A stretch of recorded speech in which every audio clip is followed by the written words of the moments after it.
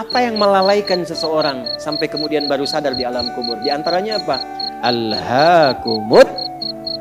Nah, terlalu tertambat hatinya dengan dunia. Harta.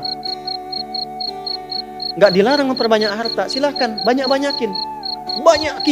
Tapi untuk apa? Fisabilillah. Taati Allah dengan harta itu.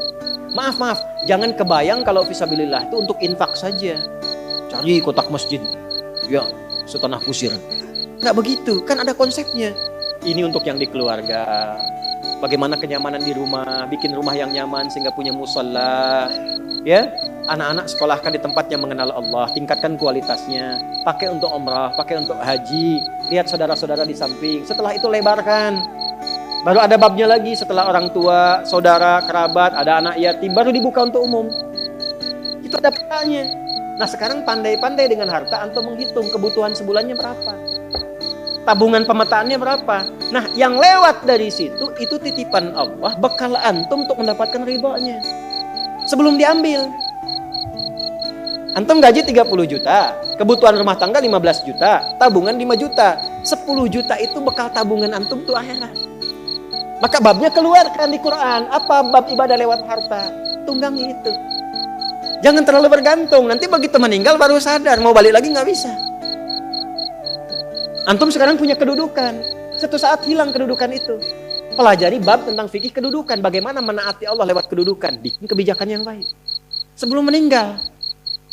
Antum lagi belajar sekarang. Taati Allah lewat ilmu. Bagaimana cara belajar yang benar. Sebelum meninggal. Ada yang kerja ngumpulkan harta aja. Ya, ada yang ngumpulkan, hitung sebanyak-banyaknya sampai lupa, tidak menjadikan semua itu sebagai bekal pulang. Selanjutnya, Al-Adiyat ayat 9. Afala ya'lamu idza bu'athira ma fil qubur wa husila ma fis. Tuh. Ini untuk pelaku maksiat. Yang banyak berbuat maksiat. Apa nanti enggak malu dan enggak khawatir kalau itu diungkap di alam kuburnya? Silahkan Anda tutup-tutupi saat di dunia. Tapi kalau nggak ditobati, di alam kubur akan terasa. Saya ulangi, di alam kubur akan terasa. Silahkan tutupi. Jadi ada dua tipe pelaku maksiat ini. Yang pertama, pelaku maksiat yang menutupi kemaksiatannya, tapi tidak tobat.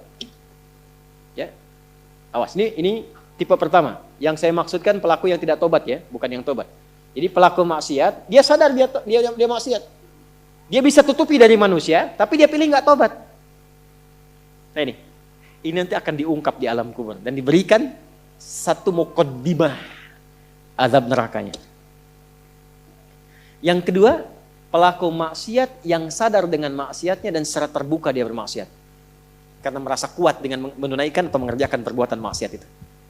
Ya, nah itu dua tipe seperti itu. Turunlah kemudian surah Al-Adiyat ini salah satunya. Afala ya'lamu idza bu'athira ma fil qubur wa husila ma fis, akan diungkap suatu saat nanti. Kalaupun Anda tutupi. Tapi bagi yang terakhir, perhatikan baik-baik. Bagi yang merasa nyaman dengan kekuatannya, baik itu kedudukan ataupun harta, sehingga terang-terangan berbuat maksiat dan merasa tidak ada yang mampu untuk mencegahnya, itu saat masuk kuburnya langsung ditampakkan neraka pagi dan petangnya. Di surah Ghafir surah ke-40 ayat 46.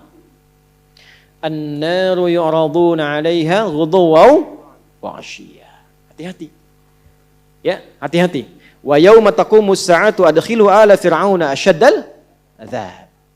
Jadi orang-orang yang maaf sekali gemar mengumpulkan harta hanya untuk pamer saja, untuk mengoleksi dunia, tak pernah punya visi hidup untuk pulang, maka mesti hati-hati. Alhaakumut takatsur. Orang yang maksiat terbuka nggak mau sadar mesti hati-hati, ya, karena cara pulangnya itu berbeda. Teruskan. Quran surah Al-Infitar ayat keempat. Ketiga, kan 8 ya semua ya. Wa idzal quburu bu'thirat. Al-Infitar ayat keempat. Apabila yang dikubur itu sudah terungkap, terbuka semua. Maksudnya selesai. Terbelah. Ini kiamat. Jadi dikubur pun nggak selamanya. Ya. Ada yang pengen abadi di alam kubur? Tidak, nggak selamanya. Ya. Jadi kalau yang nikmat di alam kubur tadi, kan diberi kenikmatan ya. kenikmatan pembuka. Itu cuma mukadimah aja Pak Bu. Insya Allah nanti kalau sudah masuk kubur, ya, insya Allah mudah-mudahan dimuliakan. Itu kalau dapat kemuliaan, itu cuma pembuka. Itu cuma pembuka saja, mukadimah saja. Diberi kenikmatan melimpah, enak, istirahat, nyaman dan macam-macam, ya. Itu cuma pembuka aja. Nanti satu masa selesai di situ. Wa idzal quburu bu'tsirat. Selesai semuanya, balik kita ke alam lain, puncaknya ke akhirat. Nah, ayat ini Al-Infitar ayat yang keempat ingin menegaskan di alam kubur pun tidak abadi, pindah. Oh, berarti yang pelaku maksiat tadi menyimpulkan nggak apa-apa kan cuma sementara mimpinya bangun. Iya, Cepi, cuma saat bangun lebih dahsyat. Jadi yang dimimpi keluar semua. Ya. Ya. Terus Quran surah Abasa. Ya, surah 80 ayat 21. Baik, pelan-pelan. Kalau tadi kan sudah diungkap ya, di kuburnya bagaimana, nikmatnya bagaimana, bahayanya bagaimana yang mengancam. Nah, sekarang kita akan masuk ke kubur tidak? Akan masuk tidak? Nah, maka di Abasa ini diingatkan. Quran surah 80 ayat 21. Tsumma amatahu fa'aqbarah. Orang yang hidup itu satu saat pasti akan diwafatkan. Kalau sudah wafat akan dikuburkan. Di semua kita tidak ada yang bebas dari penungguan di alam kuburnya. Tadi tunggu. Ini, CAQ semua kan? Calon alam kubur. Kita akan masuk nih.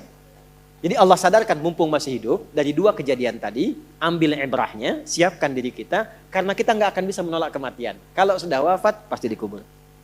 Teruskan dulu ya, kita agak cepat. Al-Mumtahanah ayat 13. Sudah? Ini nyambung semua ayatnya, indah sekali. Jadi kalau kita sudah sadar, ini resiko kebaikan, ini resiko keburukan, dan kita tahu akan wafat, akan dikuburkan, bagaimana cara persiapannya? Supaya nggak lalai tadi ya. Maka Al-Mumtahanah ayat ke-13. Ya ayyuhalladzina amanu la tatawallaw qauman ghadiballahu alaihim. Qad ya'isu kama ya'isal kuffara min apa? Ashabil kubur. Maka jangan banyak bergaul dengan orang-orang yang menjauhkan kita dari ridha Allah subhanahu wa ta'ala. Cari teman yang baik sekarang. Pertama, maaf, bikin kebaikan di rumah tangga dulu. Itu kan teman hidup. Ya. Awas, hati-hati. Kalau melihat istri kurang baik atau sebaliknya, jangan dihakimi, jangan difonisi. Justru Allah kirimkan antum itu untuk menebarkan kebaikan dan menyempurnakan kesemaan bersama. Jelas? Jadi sekarang yang dilakukan teman hidup dulu. Rubah jadi baik dulu. Anak-anak jadi baik dulu. Setelah itu cari tempat tinggal yang baik. Bergaul dengan orang baik. Antum yang kuliah cari teman yang baik. Antum yang kerja cari teman yang baik. Maaf.